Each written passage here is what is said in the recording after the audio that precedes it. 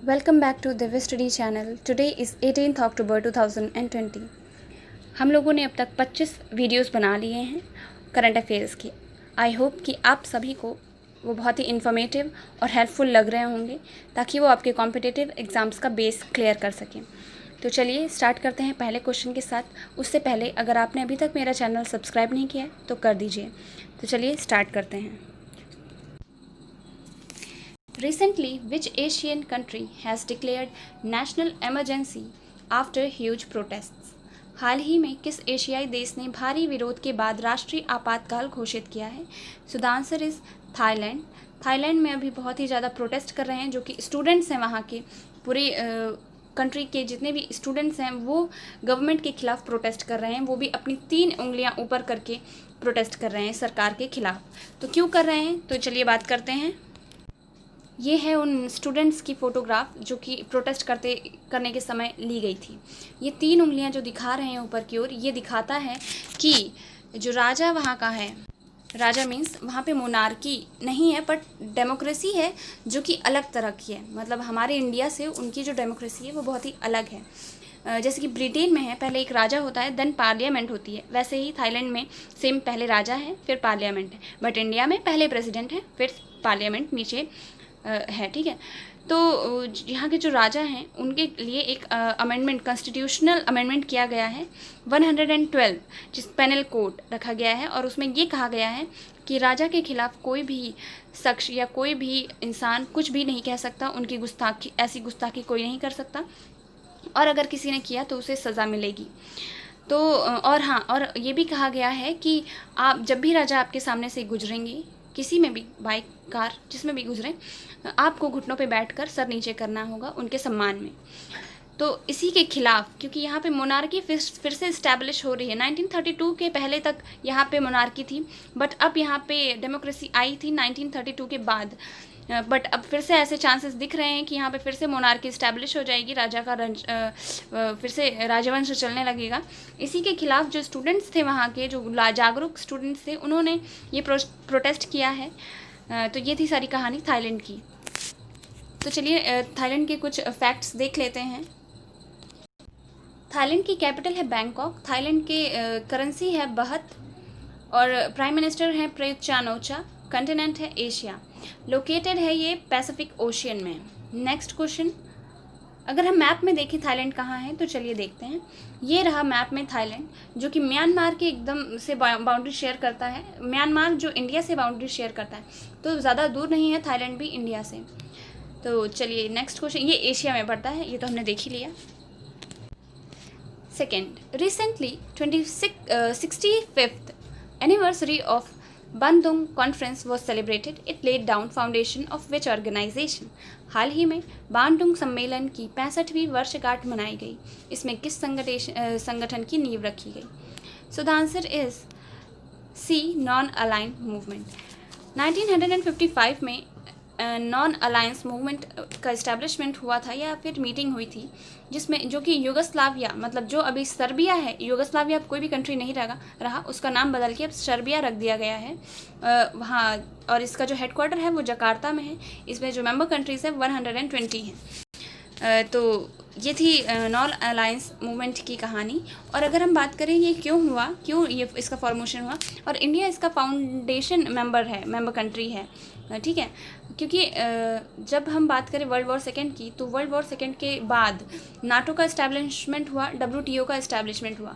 WTO Warsaw treaty organisation है, ये कोई WTO मतलब वर्ल्ड ट्रेड ऑर्गेनाइजेशन से मत रिलेट करिएगा। NATO north Atlantic treaty association,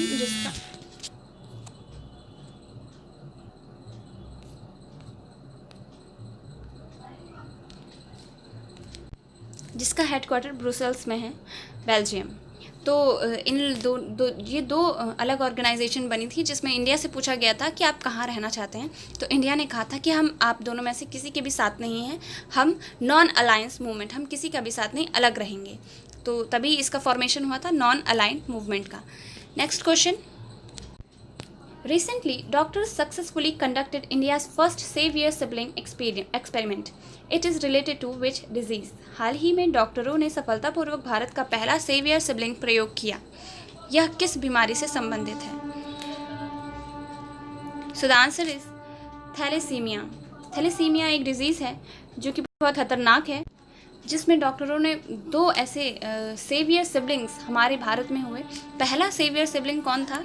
तो वो था एडम नास, जो कि इंडिया का नहीं था, वो वर्ल्ड का फर्स्ट सेवियर सिबलिंग है। तो इसका मतलब क्या है, सेवियर सिबलिंग क्यों कह रहे हैं हम और किससे कह रहे हैं? तो देखिए, 2 भाई बहन हैं, काव्या और अभिजीत। ये 2 पहले मतलब भारत के पहले सेवियर सिबलिंग्स बने हैं, क्योंकि एक बहन ने अपने भाई की जान बचाई। कैसे? क्योंकि उसे ये बीमारी थी, उसके जो भाई को, मतलब अभिजीत को। ये बहुत इंपॉर्टेंट क्वेश्चन है, क्योंकि ये भारत में पहली बार ऐसा हुआ है, डॉक्टरों के द्वारा ऐसा सक्सेस हासिल की गई है कि हमारे वहाँ भी सेवियर सिबलिंग्स बने हैं। कि जो अभिजीत है उसे यही था, थैलेसीमिया बीमारी थी, इसी वजह से उसकी ज़्यादा आयु नहीं थी और वो अभी 4 साल का था और ऐसा कहा जा रहा था कि आगे उसकी लाइफ नहीं बचेगी। बट उसकी जो सिस्टर हुई, अभी वो नवजात शिशु है, उसका बोन मैरो ट्रांसफ़र किया गया उस अभिजीत में, जिसकी वजह से उसकी लाइफ बच सकी। इसीलिए उसे इन दोनों को सेवियर सिबलिंग्स के नाम से यह संज्ञा दी गई है। तो चलिए नेक्स्ट क्वेश्चन देखते हैं। Recently, court has admitted case related to Sri Krishna Janmabhoomi, where the Sri Krishna Janmabhoomi is located. हाल ही में कोर्ट ने श्री कृष्ण जन्मभूमि से संबंधित मामलों को स्वीकार किया है। श्री कृष्ण जन्मभूमि कहाँ स्थित है? So the answer is Mathura. Mathura is the right answer for this question. But देखिए, ये जो श्री कृष्ण जन्मभूमि की जो बात है, वो अभी किसने की है? एक सुप्रीम कोर्ट के जो वकील हैं, विष्णु शंकर जैन, इन्होंने अपील की है कोर्ट में। पर इन्होंने अभी कौन से कोर्ट में अपील की थी? इन्होंने सिविल कोर्ट में अपील की थी कि जहाँ पे श्री कृष्ण जन्मभूमि है, मथुरा में है वो, क्योंकि उनका जो जन्म हुआ था वो एक जेल में हुआ था जो कि मथुरा में है। वहाँ पर एक अभी मस्जिद बनी हुई है, तो वो चाहते हैं कि मस्जिद को हटाकर वहाँ पे श्री कृष्ण जन्मभूमि के लिए हमें एक मंदिर बनाना है और हमें इसकी इजाज़त मिले। तो उन्होंने सिविल कोर्ट में अपील की है, बट सिविल कोर्ट ने उसे कैंसिल कर दिया है। बट फिर वो मथुरा कोर्ट में उन्होंने अपील की और उस पर अभी निर्णय आना बाकी है, या फिर उन्होंने निर्णय आ चुका है और वहाँ पे जो कोर्ट है उसने एडमिट किया है कि श्री कृष्ण जन्मभूमि का निर्माण होगा। बट अभी इस मामले में कुछ भी नहीं किया जा सकता या कहा जा सकता, क्योंकि देखिए, एक्ट ऑफ 1991 जब आया था, मैं उसकी आपको बात बता दूं, प्लेस ऑफ वर्शिप की, उसमें ये कहा गया है, देखिए आर्टिकल एक्ट 1991 जिसमें प्लेस ऑफ वर्शिप, इसके लिए एक पर्टिकुलर प्रावधान है कि 15 अगस्त 1947 के बाद जो भी धर्मस्थल बने हुए हैं वो वहीं पर रहेंगे, वहीं पे जो जहाँ पूजा कर रहा है वहीं पे करेगा, उसके अलावा वहाँ पे कोई तोड़फोड़ या नहीं अब होगी।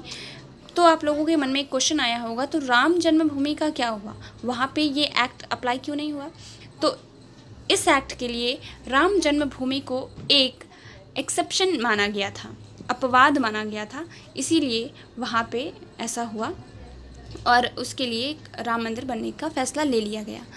तो चलिए अब देखते हैं इसमें क्या होगा, आगे कोर्ट का फैसला देख लेते हैं। नेक्स्ट क्वेश्चन, क्योंकि मथुरा उत्तर प्रदेश में है तो उत्तर प्रदेश के बारे में हम लोग कुछ जान लेते हैं। कैपिटल है लखनऊ, गवर्नर हैं आनंदीबेन पटेल, चीफ मिनिस्टर हैं योगी आदित्यनाथ, लोकसभा सीट हैं 80, राज्यसभा सीट हैं 31, लेजिस्लेटिव असेंबली 404, लेजिस्लेटिव काउंसिल 100 और park Dudhwa national park. Fifth question, recently who has been elected as president in the 3rd meeting of the International Solar Alliance? देखिए, ये हमारे लिए बहुत ही अच्छी बात है कि हमें फिर अंतर्राष्ट्रीय सौर संगठन की तीसरी बैठक में अध्यक्ष के रूप में चुना गया है। ये तीसरी बार है कि इंडिया को एक एज अ प्रेसिडेंट चुना गया है सोलर अलायंस में। तो इसका आंसर भी क्या है? India is the right answer for this question. और अगर हम बात करें इंटरनेशनल सोलर अलायंस की, तो 2015 में इसका फॉर्मेशन हुआ था। गुरुग्राम में इसका हेडक्वार्टर है जो कि इंडिया में ही है और इसमें मेंबर कंट्रीज 21 हैं।